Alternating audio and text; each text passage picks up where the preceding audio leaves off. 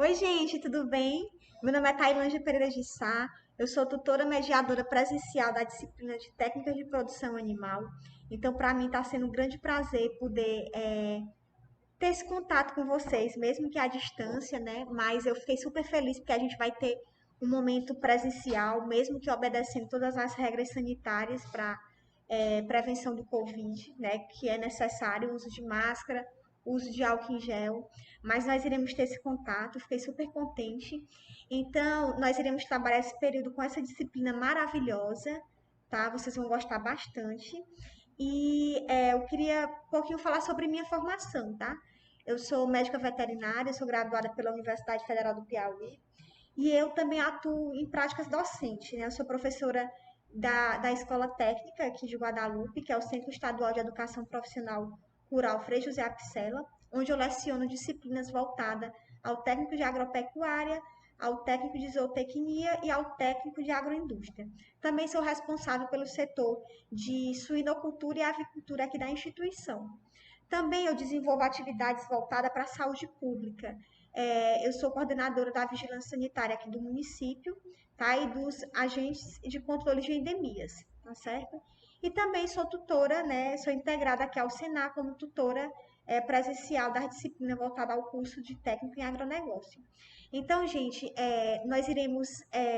nossa disciplina nós iremos conduzir com vídeos, né, videoaulas, mas também com aulas ao vivo, né, aulas síncronas, que eu acho que vai ser bem melhor para a gente ter uma interação, discutir casos, né, ter uma coisa mais, fazer momentos mais diversificados. Eu acho que será bem melhor para o nosso aprendizado, né, até porque eu vou aprender muito com vocês também, com a experiência, principalmente vocês de outro polo, né, então o Polo de Teresina, que eu não conheço muito, né, as propriedades aí da região. A gente vai ter a oportunidade da gente estar trocando experiência, discutindo o caso do que acontece principalmente nas produções dos animais de fazenda, tá? Então, basicamente, nós iremos estudar essas técnicas de produção animal para os animais destinados à alimentação humana, né? Os animais de fazenda, não é isso? E aí, gente, basicamente a nossa apostila é essa, tá? Então, esse aqui é o nosso material que a gente vai utilizar, principalmente para vocês estarem fazendo a resolução das provas, né, das avaliações e também das atividades, tá certo? De já eu vou dizendo a vocês que eu utilizei esse material como base, mas eu irei colocar muitas informações é, fora da apostila, né? Outras informações que eu consegui em outros materiais, tá bom? Mas que também é bastante interessante, tudo bem? Então, gente, na apostila, teoricamente, nós iríamos iniciar pela bovinocultura de leite, posteriormente a bovinocultura de corte, e posteriormente a ovino caprinocultura, tá certo? Só que devido às nossas aulas, a nossa visita de campo, que será nesse sábado, dia 5 aqui no Polo de Guadalupe, e dia 12 em Teresina, eu fiquei sabendo que a atividade que será conduzida será na ovino-caprinocultura. Então, devido a isso, eu quis iniciar tá, o nosso contato, as nossas aulas com ovino-caprinocultura e, posteriormente, a gente retorna né, para a bovinocultura de leite de corte, tá bom? Gente, então, basicamente, nós iremos discutir aqui sobre as práticas gerais de manejo em ovinos e caprinos, tá certo? Gente, basicamente nós temos os sistemas de criação e de produção, eles obedecem três pré-requisitos, tá certo? Nós temos o sistema extensivo, onde os animais são criados soltos, o animal é criado a campo, não tem controle sanitário algum, tá certo? São pouquíssimas as instalações rurais, às vezes tem algumas cercas. Esses animais essa atividade não é voltada como uma atividade empresarial, apenas como uma atividade de subsistência. Esses animais a gente não tem um controle zootécnico, principalmente da quantidade, a mortalidade, a natalidade. Então, é uma criação em um sistema totalmente sem controle, tá certo? O investimento quase não existe, então o produtor ele não investe financeiramente, não investe em recursos humanos, tá certo? Ou seja, em mão de obra, tá? E, consequentemente, a produtividade é baixa, tá? São animais que não têm um bom desenvolvimento de carcaça e também o retorno financeiro é baixíssimo, tá certo? Além, gente, da questão dos predadores, né? A gente tem que citar isso aí. Então, nós temos os cães, que são os maiores predadores nesse sistema de criação, no sistema extensivo, tá certo? Os animais se alimentam basicamente de pasto nativo, então são os pastos nativos mesmo que existe, é que eles consomem, e as aguadas, né? Eles não conseguem tomar água de qualidade, água potável. Geralmente são águas empoçadas, água de chuva, de açude, né? De rios, tá certo? E o outro sistema, nós temos o sistema semi-extensivo, ou seja, parcial. O animal passa uma parte do dia preso e uma parte do dia solto. Na parte do dia que ele fica solto, ele se alimenta das pastagens naturais, né, nativas, e das aguadas também que estão por lá. Na parte do dia que ele passa preso, geralmente é à noite, eles conseguem se alimentar no coxo, tá bom? Com concentrado, uma ração, né? Uma mineralização com sal mineral, ele consegue ter acesso a isso. Existe um pouquinho mais de tecnologia, um pouco mais de investimento, principalmente em mão de obra, né? E em instalações. Então, para ter um sistema semi-extensivo, os animais têm que ter pelo menos um chiqueiro, né? Ou um aprisco. Ele tem que ter uma área para esse animal estar resguardado durante esse período de confinamento, tá certo? Então, existe um investimento e, consequentemente, existe uma produtividade um pouquinho melhor e um retorno financeiro um pouquinho maior também. E nós temos o sistema intensivo. Então, gente, o sistema intensivo, os animais são totalmente confinados. Ele passa o tempo todo em instalações rurais, né, como por exemplo em piquetes, em aprisco e em piquetes. Nos piquetes, eles irão ter acesso à forrageira, né, no caso ao pasto. Então, os animais são criados a pasto nesses piquetes, que nós iremos falar sobre isso um pouquinho mais à frente. E a instalação rural propriamente dito são os apriscos. Geralmente, por ser um sistema intensivo, onde há um investimento maior, já tem assistência técnica mais especializada, tem mão de obra, tem o recurso financeiro um pouquinho maior de investimento, o proprietário consegue ter instalações rurais um pouco mais adequadas para o manejo, principalmente o manejo sanitário, que é para a prevenção, profilaxia de doenças, principalmente as verminoses. Então, a gente sabe que as verminoses, ela consegue acometer de 80 a 87% do rebanho piauiense é acometido por verminose. Então, é uma triste estatística que leva muito à mortalidade do rebanho, tá? E ao pouco desenvolvimento de carcaça desses animais. Então, no sistema semi-intensivo, o aprisco é suspenso e ripado, que é aquele aprisco que ele é aéreo, né? Ele não tem contato com o solo, os animais não vão ter contato com o solo, não é isso? Ele é ripado, então tem um espaço entre uma ripa e outra, justamente para as fezes caírem, né? E eles não terem contato com as fezes, para não ter contato com as larvas que podem eclodir nas fezes, tá certo? Então, o local fica quase que totalmente higiênico durante toda a permanência do animal. E essas instalações, gente, elas devem ser limpas, tá? Devem ser higienizadas. Então, uma vez ao dia, no final do dia, você deve estar higienizando essas instalações, limpando, varrendo, recolhendo, retirar a matéria orgânica, justamente para não haver a proliferação de ectoparasitas, né? As moscas, por exemplo, os mosquitos, desenvolvimento de larva. Então, o ideal é que retire a matéria orgânica e leve para a esterqueira. A esterqueira é uma outra instalação rural de grande importância na propriedade. Ela deve ser colocada numa área mais baixa, tá, da propriedade, justamente pela questão da circulação do ar e a água das chuvas, né, para não veicular os patógenos, as bactérias, não haver transmissão cruzada. Então, no local mais baixo, ela deve ser cercada para não ter acesso a outros animais não terem acesso a essas fezes. Deve-se fazer uma compostagem, ou seja, ela deve ser revirada sempre com o uso de pás, enxadas, para que haja insolação em toda aquela matéria que está presente e consigam inativar, né, aquela eclosão daquelas larvas, para posteriormente elas serem colocadas, né, esse adubo ser colocado na lavoura, em plantas, né, serem utilizadas para outro fim. E também essas instalações devem ser varridas, como eu falei, mas também elas devem ser higienizadas, descontaminadas, né? Deve ser feita essa desinfecção uma vez por semana, tá certo? Então esse local tem que ser descontaminado com formol ou então com cal virgem diluído, dilui e consegue passar nas paredes, no piso. Também pode se utilizar a creolina, o bezocriol.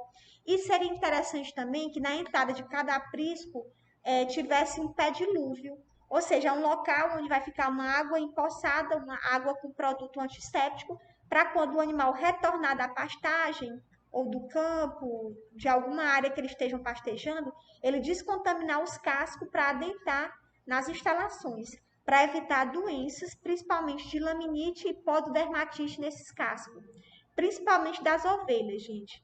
A gente sabe que as ovelhas, ela possui uma glândula, tá certo? Que deixa o animal um pouquinho mais suscetível a essas doenças voltadas ao casco, tudo bem?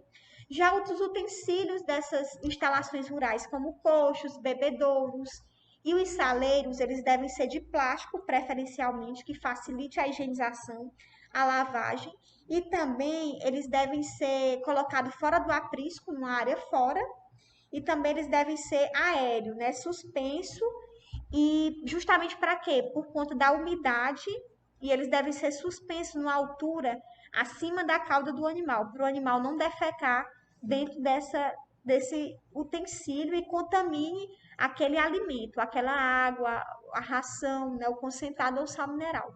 Então, o sal mineral, principalmente, ele tem que ficar suspenso. Pode ser em pneus, pode ser em utensílio de plástico, para que facilite a limpeza, tudo bem? Gente, esses utensílios é importante semanalmente ser escovado, tá? Ser higienizado. A água de beber dos animais tem que ser uma água potável. Então, se na propriedade tem poço, ou cacimbão, ou tubular, o proprietário tem que entrar em contato com a vigilância sanitária do município para fazer a coleta, para mandar fazer uma análise laboratorial para a gente ver o grau de contaminação, tá bom? Porque os animais eles têm que tomar água potável. Então, esse poço ele deve ser passar constantemente pela descontaminação com o uso de hipoclorito de sódio. E todo o material, gente, utensílio que eu for utilizar nessa limpeza, como pás, enxada, espátula, bucha, escova, tudo que eu for vassoura, tudo que eu for utilizar, ele tem que ter uma área específica para ele. Ou seja, se lá no local, na fábrica de ração, tem uma pá, por exemplo, tem uma bucha, ela deve ser exclusiva da fábrica de ração. Se for nos currais de manejo, né, nos apriscos, por exemplo, eles devem ser apenas para aquela área, tá? Para evitar a contaminação cruzada de um setor para o outro, tá bom? E aí, gente, quando for retirar o lote de animais, você deve fazer um vazio sanitário, ou seja, principalmente retirando as fezes, retira todas as fezes, leva para a esterqueira, faz uma vassoura de fogo, tá bom? Em toda instalação, no teto, no piso, nas paredes, se tiver, para justamente matar as bactérias, os vírus, os protozoários, tá bom? Para quando for introduzir um novo lote de animais. Tudo bem? Gente, nós temos diversas instalações rurais. Eu acho que dava para me passar um dia aqui conversando com vocês. Mas dentre elas eu separei um curral de manejo chamado de quarentena. Então, todo animal que chegar na propriedade, seja por compra, né? O proprietário comprou, adquiriu animais novos, eles devem colocar ele em um curral de manejo, ou seja, num piquete separado dos demais, tá certo? Para que eles têm que ficar nessa de quarentena, de 30 a 40 dias? Justamente se eles tiverem alguma doença infecto-contagiosa, eles demonstrarem nesse período. Então, nesse período de 30 a 40 dias, eles conseguem demonstrar fisiologicamente, né? Eles conseguem demonstrar sinais e sintomas de doenças infecto-contagiosas. Então, justamente para evitar a contaminação dos animais sadios da propriedade, tá bom? Então, esse local deve ter uma área coberta, tá? Uma área que tenha proteção contra ventos, tá certo? Devido ao frio, principalmente em áreas mais frias, tá bom? E o piso deve ser de cimento para facilitar a higienização e a limpeza. Outra instalação também importantíssima, gente, é uma área para isolamento. Ou seja, é um piquete, é um curral para isolamento. Então, toda propriedade tem que ter, é como se fosse um hospital. Então, o animal demonstrou um sintoma, teve uma diarreia, não tem o que esperar, gente. Já inicia o tratamento daquela doença, daquela diarreia no isolamento, nesse curralzinho separado. E eu até indico, a literatura indica, aliás, que seja feita várias baias, né, dentro de uma mesma área. Por exemplo, a baia 1 vai ficar os animais com doenças bacterianas, né, que aí eu vou utilizar o antibiótico, né? Então, doença bacteriana, eu utilizo antibiótico. Então, baia 1, doenças bacterianas. É o que? Uma diarreia, por exemplo. Baia 2 são os animais que estiverem com linfonodos aumentados, tá certo? Que é a linfadenite caseosa. Então, coloca esses animais lá para facilitar o tratamento e a contaminação. Porque se eu colocar todo mundo junto no isolamento, às vezes um que não estava com linfadenite pode contrair e ficar com a diarreia e com linfadenite. Então, a gente deve separar também dentro do isolamento esses animais que estão com esses sintomas diferentes um do outro. Também deve ser coberto, né, e aberto para ter uma circulação de ar, ser um local arejado, e o piso cimentado para facilitar a higienização e a limpeza. Gente, olha só. Então, quando eu estou me referindo a ovinocultura, é porque eu estou relacionando as práticas de criação de ovinos. E caprinocultura são as práticas de criação de caprinos. E esses animais, eles são divididos por categoria.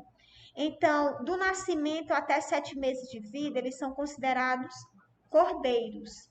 De 7 meses de vida até 15 meses, eles são considerados borregos. Quando é um macho com mais de 15 meses e castrado, ou seja, ele não tem mais produção de testosterona, que é o hormônio masculino responsável pela produção de testículo, pela produção de espermatozoide no testículo, eles são considerados capão, tá? E quando o animal tem mais de 15 meses, é uma fêmea, é considerado ovelha, que está apta à reprodução.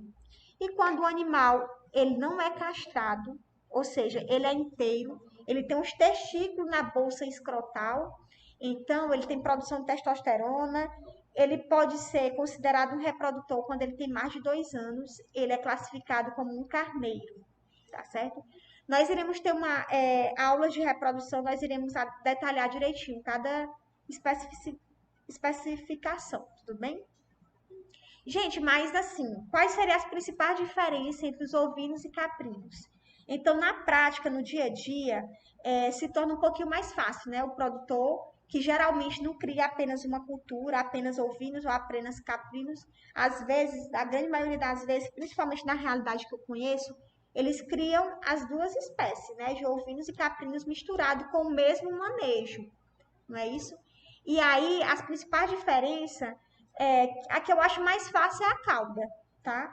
É a cauda dos animais. Então, as vértebras caudais dos caprinos, elas são menores e voltadas para cima, tá certo? E são erguidas. Então, mais curtas, menores e voltadas para cima. E já a inserção da cauda das ovelhas, ela é voltada para baixo e tem a cauda mais longa. Então, a ovelha tem a cauda mais longa, voltada para baixo, é caída. E o dos caprinos, ela é erguida para cima, né? Eriçada para cima, e ela é mais curta, tá certo? Essa é a principal diferença, são na questão das vértebras caudais, né? Da cauda do animal. Outra diferença que a gente consegue perceber é a barba. Geralmente os caprinos, quando apresentam, aliás, a grande maioria das raças de caprinos tem, tá certo? Barba. Os ovinos não têm. Não existe genética em ovinos para ter barba. Já os chifres em caprinos, quando apresenta, não é toda raça de caprino que tem chifres, né? Que tem a genética para ser chifrudo. Mas os que têm chifres são voltados para trás e os ovinos, quando tem a genética, também são espiralados, né? Eles são em formas de caracóis, tá certo? E também a questão da fossa lacrimal e das glândulas, né? As glândulas nas fendas dos cascos. Então, os caprinos não têm essa glândula, tá certo? uma glândula sebácea na região dos cascos. Já os ovinos têm, então é por isso que os ovinos são mais susceptíveis a ter problemas de laminite, que é a inflamação da lâmina plantar ali do casco, ou pododermatite, que é toda uma infecção, uma inflamação generalizada de todo o casco do animal. Às vezes chega a ficar mole. E qual seria o nome científico, gente, dessas espécies? Então, os caprinos, eles são denominados como Capra hircus, é o nome científico. E os ovinos são Ovis aires. Mas qual seria, gente, o objetivo da exploração desses animais? Qual seria a sua aptidão produtiva? Ou seja, o que é que eles produzem? Eles são considerados pequenos ruminantes, tá? Justamente por eles possuírem um rumen, que é um compartimento no sistema digestivo dele. Nós iremos estudar um pouquinho mais à frente.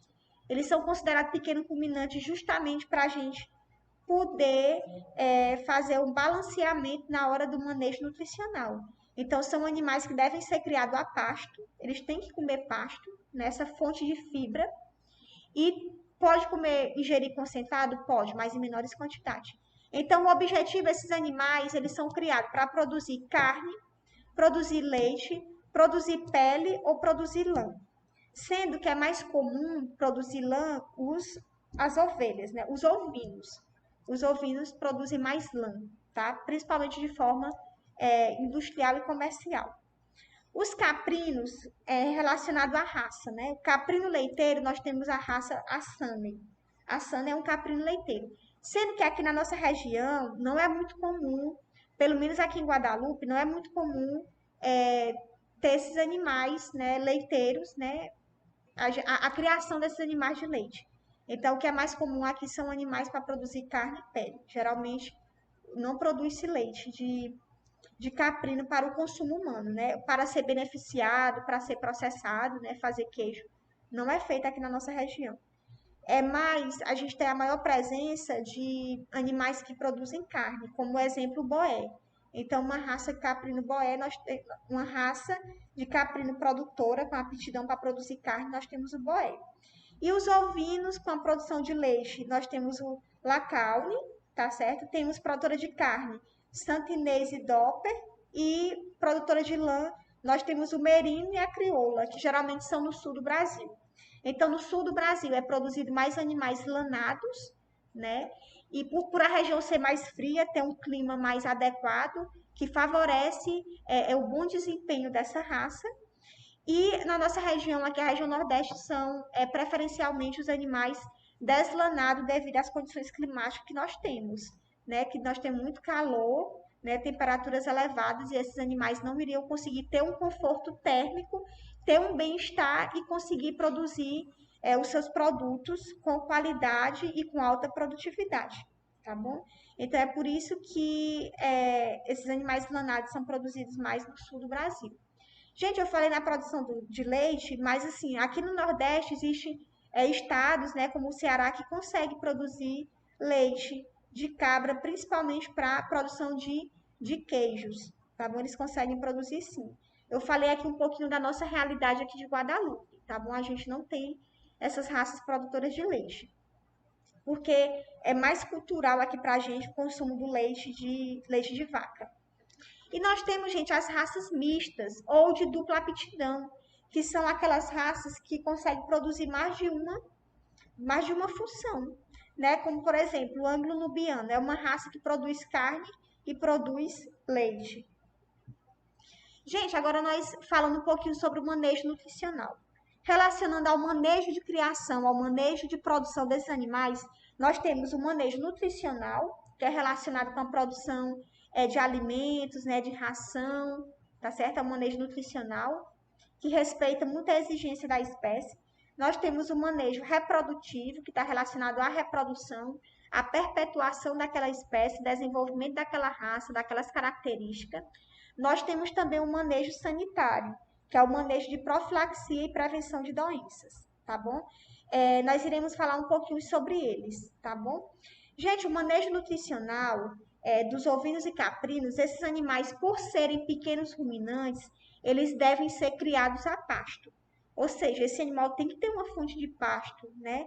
Ele tem que ter uma fonte de proteína vegetal presente no pasto, na fibra.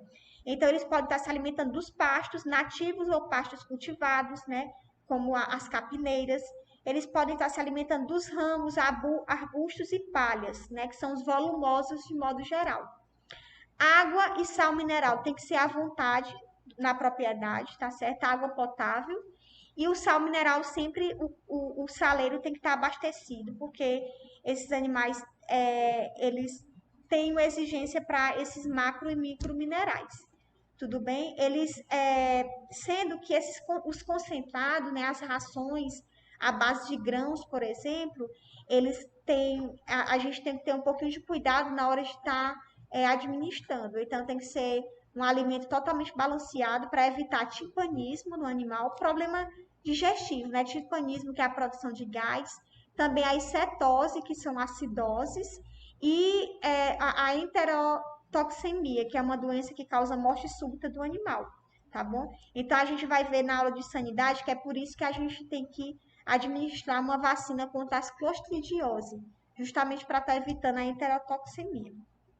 Então, gente, por etologia, por comportamento desses animais, ovinos e caprinos, eles têm o hábito de se alimentar da ponta do capim, da ponta de cima para baixo, ou seja, em camadas.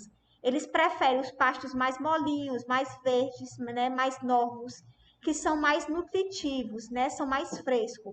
Então, se o pasto tiver velho, mais escuro, né, tiver com a cor bem escurecida, que está rico em lignina, que é uma proteína que não é digerida pelo estômago, né? Ele vai estar menos nutritivo e o animal vai rejeitar. Ele não vai ter uma adaptabilidade, ele não vai ter uma palatabilidade no pasto, aí ele não vai se alimentar. Então, essa informação é interessante justamente para a escolha da forragem que eu vou cultivar na minha propriedade, tá bom? Então, a gente prefere, a gente indica, a literatura indica que o ideal seja a gente cultivar pastos com estrutura de média a baixo inferior a 1 metro, que é a altura do animal, para que ele consiga se alimentar com conforto, né? Ele consiga pegar o capim, a conchinha do capim e ir se alimentando. Geralmente os animais são seletivos e pastejam em grupos, tá bom? Daí a preferência pelo capim do gênero sínodo, né? Que nós temos vários exemplos. Temos o Tifton, temos o Estrela, temos o Coast Cross também, temos outras variedades também de Pangola e Aruana, tá bom? Então, esses capins são os mais indicados devido à sua capacidade de rebrota. Então, pelo comportamento digestivo e alimentar do animal, em preferir alimentos mais frescos, mais jovens, né? Alimentos mais nutritivos, então a gente tem que ter um capim onde sempre a gente pode estar fazendo a poda, né? O corte, para que ele consiga rebrotar e surgir novos perfis, tá? Então, gente, as braquiárias, elas não são muito utilizadas, pelo menos a nível nutricional. O animal come? Come, claro que come, mas nutricionalmente ele tem um valor um pouquinho inferior aos do gênero sínodo, tá bom? Gente, então seria inadmissível eu falar de manejo nutricional e não falar de manejo rotacionado ou rotação de pastagem. Então, na aula de bovinocultura, nós iremos falar isso bem detalhadozinho, tá bom? Aqui nós iremos citar um pouquinho o que seria isso. Então, nada mais é do que eu ter uma área grande e eu dividir em piquetes, ou seja, em pequenas áreas. Nessas pequenas áreas, nesses piquetes, eu posso estar utilizando cerca elétrica com 2 fios, principalmente internamente. Coloco os fios de cerca elétrica, geralmente o primeiro é 20 centímetros do solo e o segundo 50 centímetros de um para o outro. Então, eu faço com cerca elétrica ou então eu posso utilizar arame liso ou arame farpado. O problema do farpado é porque ele pode estar danificando o couro do animal, né, no caso a pele do animal, e e proliferar ectoparasita, mosca, e desenvolver miíase, né, bicheiras no animal. Então, o manejo rotacionado é isso aí, eu pegar a minha área, né, ter o pasto, dividir em piquetes e colocar aqueles grupos de animais naquela área, tá bom? Então, uma área por vez. Geralmente o animal fica em torno de 7 dias, não é isso? Em cada piquete. Mas por que eu devo fazer esse manejo rotacionado? Justamente para uniformizar e melhorar a utilização das pastagens. Ou seja, em vez do animal pisotear tudo de uma vez, defecar, contaminar toda a pastagem com ovos de parasita, né, de larvas gastrointestinais, eu vou estar acondicionando isso numa área menor, tá bom? Então, eu vou conseguir, um dos benefícios maiores é a diminuição da infestação de larvas de aumento, porque eu não vou estar contaminando toda a área, eu vou estar contaminando uma área restrita, tudo bem? E também, uma coisa que é bem interessante, por questão desse manejo dessas pastagens, os animais ficarem restritos ao pastejo nas primeiras horas do dia. Ou seja, quando o sol está nascendo, ainda tem muita umidade acima do capim, né, na área que o animal vai pastejar. Então, o ideal é que o orvalho, né, diminua, ou seja, quando o sol esquenta, o orvalho diminui, a umidade diminui, na realidade, aquela larvinha que pode estar eclodida através das fezes, ela vai descer porque ela não aguenta a insolação, ela vai morrer com insolação. Então, ela desce para o tronco da touceira que tem mais umidade. Ou seja, o ovinos e caprinos vão se alimentar da pontinha, não vai ter acesso à base do capim. Então, ele não vai conseguir ingerir a larva para se desenvolver e fazer um ciclo do parasita no seu intestino. Então, é interessante o produtor evitar soltar o animal nesse horário, no início da manhã. Soltar o animal quando tiver um sol um pouquinho mais quente, tá bom? Então, gente, cada animal deve ficar 7 dias em cada piquete, justamente para quebrar o ciclo do parasita, né? Que é o ciclo de eclosão dessas larvas, tá bom? No pastejo. E o ideal é que tenha de 5 a 6 piquetes com período de 30 a 40 dias de repouso dessa pastagem. Então, essa pastagem tem que ficar de 30 a 40 dias sem animais, justamente para ela ter um descanso, repousar e conseguir inativar essas larvas de parasita. Gente, mas por que eu devo produzir pequenos ruminantes? O que eu devo incentivar o pequeno produtor, ou até eu mesmo, minha família, a produzir pequenos ruminantes, ovinos e caprinos? Gente, a primeira coisa é a questão da lucratividade. Então, são animais que têm uma boa conversão alimentar de pasto em carne. Ou seja, a quantidade de pasto que ele consome, ele vai produzir em músculo, proteína animal, vai produzir carne. Então, o animal consegue converter muito bem, fisiologicamente ele consegue converter o pasto, né, em carne, proteína animal. Então, e ele também tem uma alta produtividade por hectare. Ou seja, a literatura nos mostra que uma pastagem que suporta uma vaca de 450 quilos, ela tem a capacidade de produzir, de suportar 5 ovelhas por hectare. Então, ao invés de eu ter uma vaca, eu posso ter 5 ovelhas em apenas uma área dimensionada. Então, é uma economia muito grande, né? São animais mais leves que pisoteiam menos e aproveitam mais a pastagem, tá bom? Outro benefício é o ciclo reduzido de produção, que é em torno de 120 dias, correspondendo, gente, a 4 meses de idade. Então, o ovino e caprino com 4 meses de idade, ele já adquire o peso de abate, que é de 28 a 30 quilos. Se você abater um animal nesse período, você não vai ter prejuízo, você vai ter lucro, tá bom? Então, o ciclo de produção é muito baixo. Relacionado a um bovino, que é o quê? 2 anos, no mínimo, para ele atingir o peso de abate, né? Então, consequentemente, boa rentabilidade, né? Boa produtividade, principalmente a nível de carcaça, e lucratividade para o empresário, para o produtor rural. E outro benefício que a gente consegue estar citando para vocês é a integração com outras culturas, né, e outras criações, principalmente os bovinos de corte. Então, eu produzo bovinos de corte numa área, quando eu tirar aqueles bovinos, eu posso inserir os ovinos e caprinos, que eles vão aproveitar aquela área pisoteada, né, que está ali, vão conseguir aproveitar aquelas pastagens e vai haver uma diminuição de contaminação das pastagens por parasita, porque vai haver a quebra do parasita do bovino. Então, tirou-se o parasita do bovino, tirou-se o bovino, não é isso? Entrou o ovino e caprino e vai quebrar o ciclo do parasita ali, tá bom? porque o parasita do bovino é apenas do bovino, não vai conseguir contaminar os ovinos e caprinos, até porque eles são mais seletivos. E os ovinos e caprinos, ele tem uma boa adaptabilidade ao clima, relevo e vegetações. Então, esses animais, eles são animais mais rústicos, eles conseguem se adaptar muito bem às condições que são favorecidas a ele. Gente, por hoje é isso. Então, eu vou estar produzindo ainda sobre ovinos e caprinos uma aula síncrona, né? Uma aula ao vivo, onde a gente vai poder debater mais próximo, né? Uma coisa mais próxima entre a gente. E onde eu vou trazer manejo reprodutivo e manejo sanitário para a gente poder estar um pouquinho mais fortalecido para a nossa visita de campo. Gente, eu estou disponível no meu WhatsApp, estou disponível no e-mail, em redes sociais. Fiquem à vontade, qualquer dúvida. Se ficou algum assunto que não ficou claro, ou que você tenha vontade de discutir, você pode estar sugerindo na nossa plataforma ou diretamente a mim. Tá certo? Eu estou aqui para isso, é para ajudar vocês, é para aprender juntamente com vocês. Forte abraço, fiquem todos com Deus e se cuidem.